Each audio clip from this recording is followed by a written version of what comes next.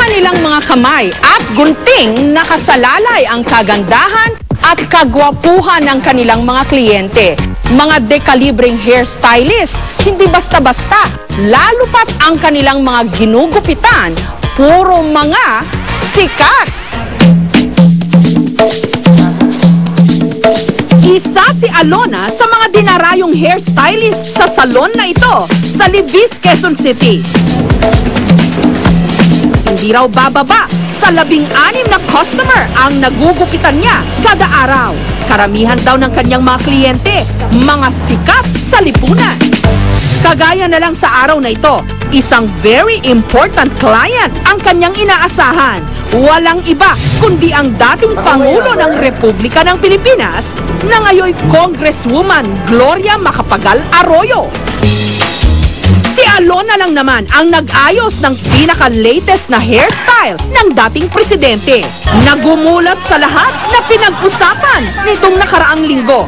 Ang dati kasing simple na hairstyle ni Congresswoman Arroyo, bahagyang umikli pero kinulot.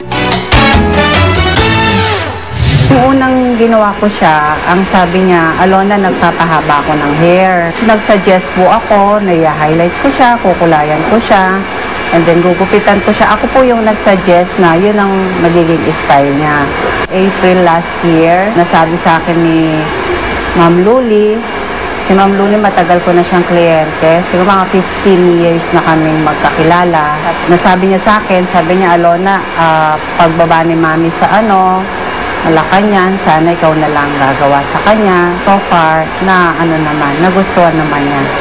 Ang kita raw ni Alona bilang hairstylist, maaari raw umabot ng 150,000 pesos kada buwan.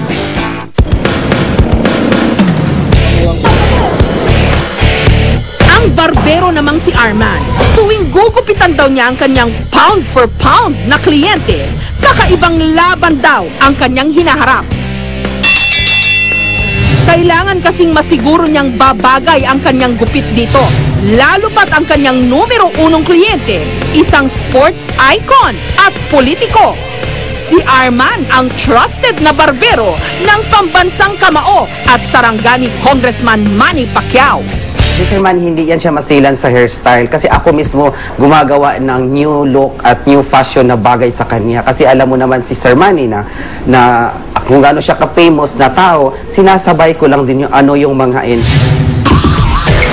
2004, nung nag-umpisa niyang makasparring sa gupitan si Pacman. Siya raw mismo ang pumipili ng babagay na gupit kay Manny na ibinabase raw niya sa uso. Higit sa lahat, kung anong gupit magmumukhang bata ang pambansang kamao. Yung buhok niya may nakabalot na shower cap.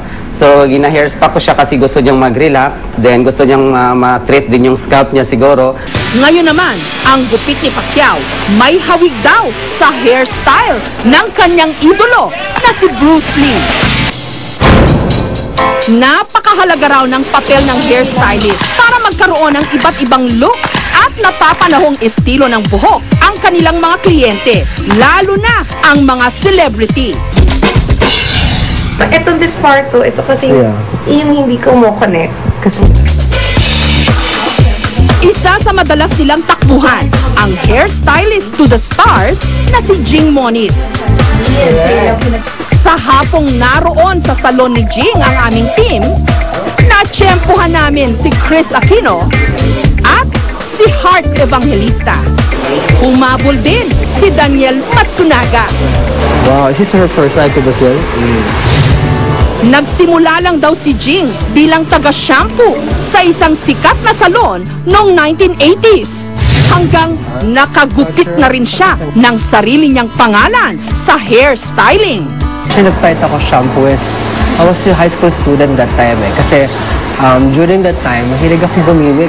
So sabi ko, sige, I'll think of a way so I can enjoy my teenage life. At the same time, I can support myself. So nag-part-time job ako lang sa salon.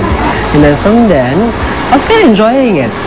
So sabi ko, okay to parang good money, kasi tip pa lang buhay ka na eh. Ang Kaibahan daw ng gupit ni Jing sa ibang mga hairstylist. I'm very personalized kasi inaalam ko muna yung kliyente ko. Yung anong personality niya, anong character niya, anong trabaho niya. And then before I cut, I base ko on their lifestyle. I'm doing a movie and then my concern was I didn't want the length to change, but I wanted it to be fuller, so Jing has a certain touch that he could do anything. Every time naman kay Jing, nagugustuhan ko talaga eh. Kasi nagiget naman niya kung ano yung gusto ko. Tapos obedient naman siya pag sinabi mong, Jing, sabi nung endorsement, kailangan ganun lang talaga puputulan. So mabait naman siya in that sense. What I've been going to Jing regularly for 1 year. As in talagang regular. As in twice a month nandito talaga ako for treatment and everything. And maalaga siya, mabait siya. At naramdaman ko naman magandang tubo ng buhok ko. Susunod, Mother Ricky, meron daw kayong rare eye disease?